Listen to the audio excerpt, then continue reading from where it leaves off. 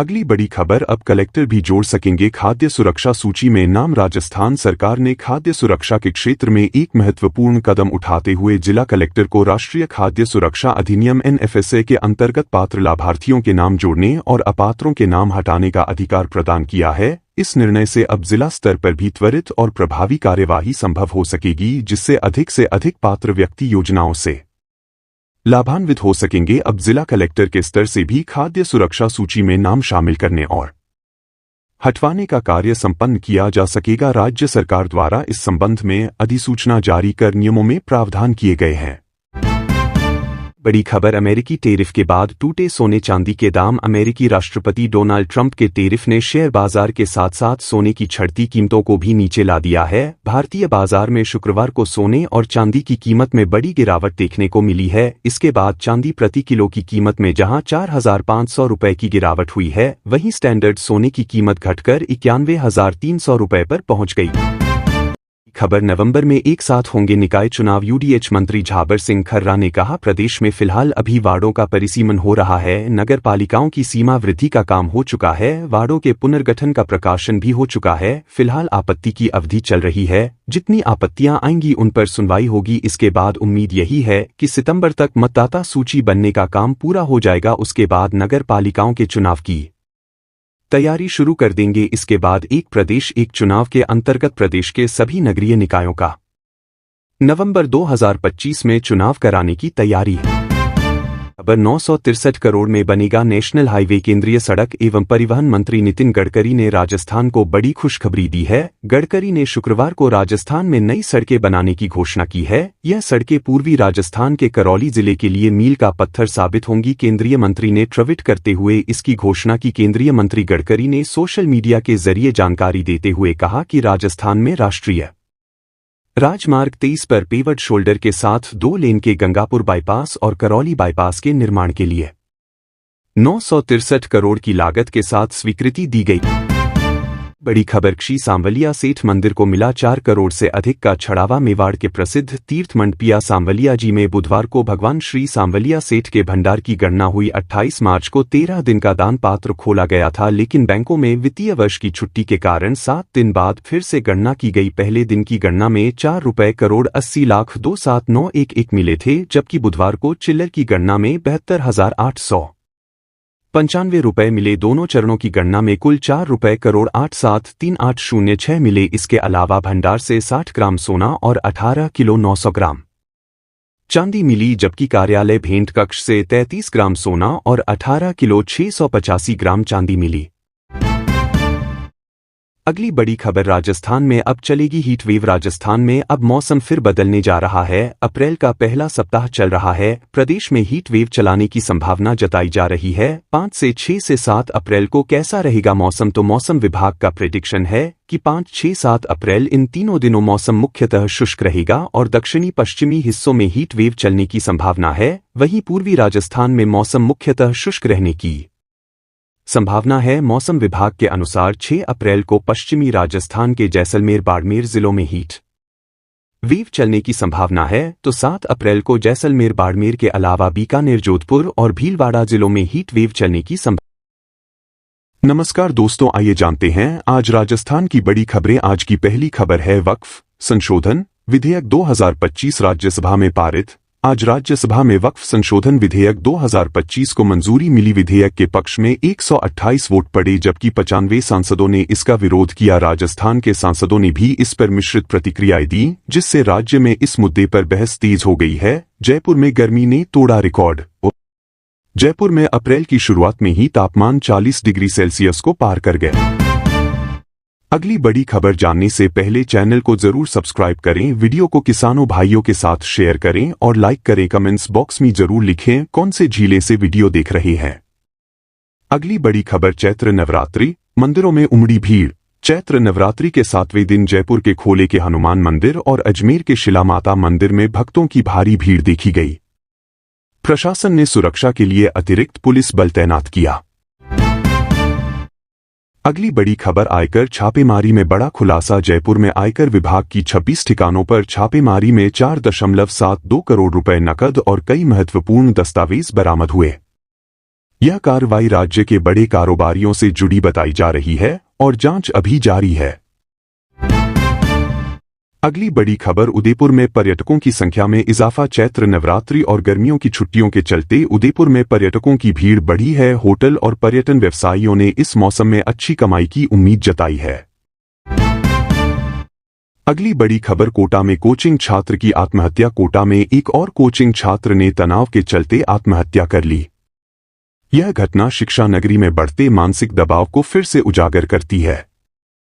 प्रशासन ने जांच के आदेश दिए हैं। अगली बड़ी खबर तेजी से लागू होगी के तहत मुख्यमंत्री निःशुल्क बिजली योजना को शीघ्र लागू करने के निर्देश दिए हैं। इस योजना के अंतर्गत पात्र परिवारों को 150 यूनिट प्रतिमाह निःशुल्क बिजली प्रदान की जाएगी। जिन अल्प आय वर्ग के घरों में सोलर प्लांट लगाने की जगह नहीं है, उनके लिए सामुदायिक सोलर प्लांट स्थापित किए जाएंगे। इससे न केवल गरीब और मध्यम वर्गीय परिवारों को राहत मिलेगी, बल्कि सौर ऊर्जा के उपयोग को भी बढ़ावा मिलेगा। मुख्यमंत्री ने अधिकारियों को निर्देश दिए हैं कि योजना के क्रियान्वयन में कोई देरी ना हो और लाभार्थियों को शीघ्र लाभ मिले। अगली बड़ी खबर राजस्थान में 28 मई से 8 जून तक कई ट्रेनें रद्द। 8 ट्रेनें आंशिक रूप से रद्द रहेंगी। 11 का रूट बदला गया। जयपुर के गांधीनगर स्टेशन पर चल रहे काम के चलते उत्तर पश्चिम रेलवे ने 28 मई से 8 जून तक कई ट्रेनों के संचालन में बदलाव किया है। रेलवे के मुख्य जनसंपर्क अधिकारी शशि किरण ने बताया, ब्लॉक के कारण 2 ट्रेनें पूरी तरह रद्द रहेंगी। 8 ट्रेनें आंशिक रूप से रद्द होंगी। 11 ट्रेन को रूट डाइवर्ट कर चलाया जाएगा। 4 ट्रेनें रीशेड्यूल होंगी। 1 ट्रेन को कुछ समय के लिए रेगुलेट किया जाएगा। अगली बड़ी खबर राजस्थान में आंधी बारिश। अलवर जयपुर में बदला मौसम। अब 2 दिन हीटवेव का अलर्ट। जाने कहां रहेगा सबसे ज्यादा असर। राजस्थान में पश्चिमी विक्षोभ के असर से कल देर शाम पूर्वी राजस्थान के जिलों में मौसम बदल गया। जयपुर, अलवर, भरतपुर, झुंझुनू के एरिया में देर शाम आसमान में बादल छाए और कई जगह तेज हवा चली। अलवर, झुंझुनू के एरिया में कुछ स्थानों पर हल्की बारिश हुई। दूसरी पश्चिमी राजस्थान के बाड़मेर, जैसलमेर के एरिया में कल गर्मी तेज हो गई। इन शहरों में पारा 41 डिग्री सेल्सियस के पार चला गया। मौसम विशेषज्ञों ने राज्य में आज से फिर मौसम साफ होने और 6 अप्रैल से हीटवेव की आशंका जताई है। पिछले 24 घंटे का मौसम देखें तो राज्य में दोपहर तक आसमान साफ रहा और धूप तेज रही। अगली बड़ी खबर राजस्थान सरकार ने हरियाणा की 5 रोड बंद की है। यहां से खनन माफिया गुजर रहे थे। सीएम भजनलाल ने नायब सैनी को चिट्ठी भेजकर बताया, हरियाणा से जुड़ी अरावली पर्वतमाला की पहाड़ियों में अवैध खनन को लेकर राजस्थान सरकार ने सख्ती दिखाते हुए बड़ा कदम उठाया है। मुख्यमंत्री भजनलाल शर्मा ने हरियाणा को जोड़ने वाली 5 अवैध सड़कों को बंद करा दिया है। इन्हें खनन माफियाओं द्वारा अवैध रूप से तैयार किया गया था।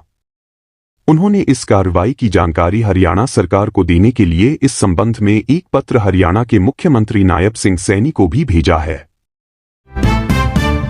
अगली बड़ी खबर जयपुर में 5 से 8 अप्रैल तक निःशुल्क नेत्र शिविर। मोतियाबिंद समेत कई बीमारियों का होगा इलाज। वरिष्ठ डॉक्टर करेंगे ऑपरेशन। जयपुर में सेवा धर्म मिशन और जिला अंधता निवारण समिति के संयुक्त तत्वावधान में एक विशाल निःशुल्क नेत्र चिकित्सा शिविर का आयोजन किया जा रहा है।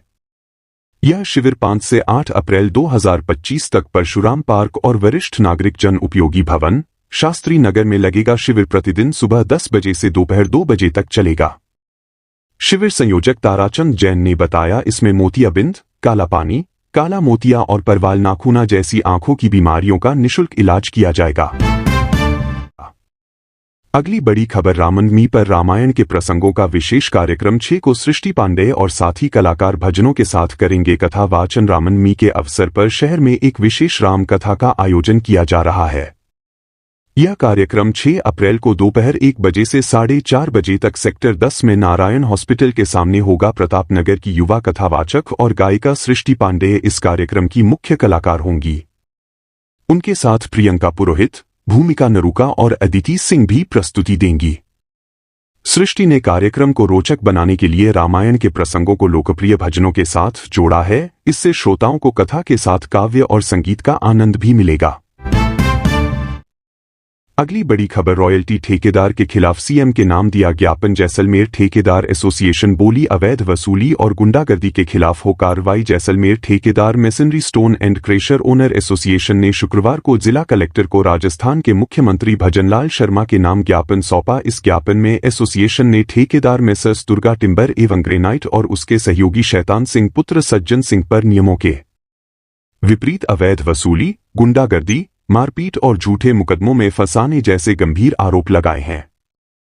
ठेकेदार एसोसिएशन जैसलमेर ने रॉयल्टी ठेकेदार का ठेका तत्काल निरस्त करने और सदस्यों को सुरक्षा प्रदान करने की मांग की है। साथ ही पकड़े गए 26 बदमाशों की आपराधिक पृष्ठभूमि की भी जांच करने की मांग की गई। अगली बड़ी खबर, सांसद हनुमान बेनीवाल ने लोकसभा में उठाया केसीसी का मुद्दा। बोले किसान क्रेडिट कार्ड के नाम पर किसानों को लूट रहे हैं बिचौलिए और भ्रष्ट बैंकर्स। नागौर सांसद हनुमान बेनीवाल ने लोकसभा के शून्यकाल में किसान क्रेडिट कार्ड योजना के जरिए किसानों के साथ लूट होने की बात कही। सांसद हनुमान बेनीवाल ने सदन में कहा कि सरकार ने किसानों की आर्थिक सहायता के लिए किसान क्रेडिट कार्ड केसीसी योजना शुरू की थी, जिससे किसानों को खेती बाड़ी और अन्य जरूरतों के लिए आसानी से लोन मिल सके। लेकिन इस योजना का लाभ देने के बजाय कुछ भ्रष्ट बैंक अधिकारी और तहसील के कर्मचारी समेत अन्य लोग इसे अवैध कमाई का जरिया बना चुके हैं। सांसद हनुमान ने कहा कि जब कोई केसीसी लोन लेने जाता है तो बैंक उनसे सर्च रिपोर्ट की मांग करती है।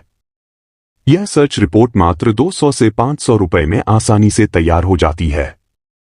इसके बावजूद किसानों से इसके लिए 5 से 10 हजार रुपए तक वसूल। अगली बड़ी खबर, राजस्थान सरकार का कृषि विभाग खेतों की कांटेदार चैनलिंग तारबंदी करवाने पर अनुदान दे रहा है। वर्ष 2025 से 26 के लिए तारबंदी योजना के लिए कृषि आयुक्तालय जयपुर ने दिशा निर्देश जारी किए हैं। पहले तारबंदी योजना के लिए एक ही जगह न्यूनतम 1.5 हेक्टेयर भूमि होना आवश्यक था, लेकिन अब विभाग ने शिथिलता देते हुए व्यक्तिगत एवं समूह में तारबंदी करवाने वाले किसानों को एक जगह न्यूनतम आधा हेक्टेयर 2 बीघा भूमि होने पर भी पात्र माना है। जिले के सभी सहायक कृषि अधिकारी एवं कृषि पर्यवेक्षकों को क्षेत्र के पात्र एवं इच्छुक किसानों से तारबंदी योजना के ऑनलाइन आवेदन करवाने के निर्देश प्रदान किए हैं।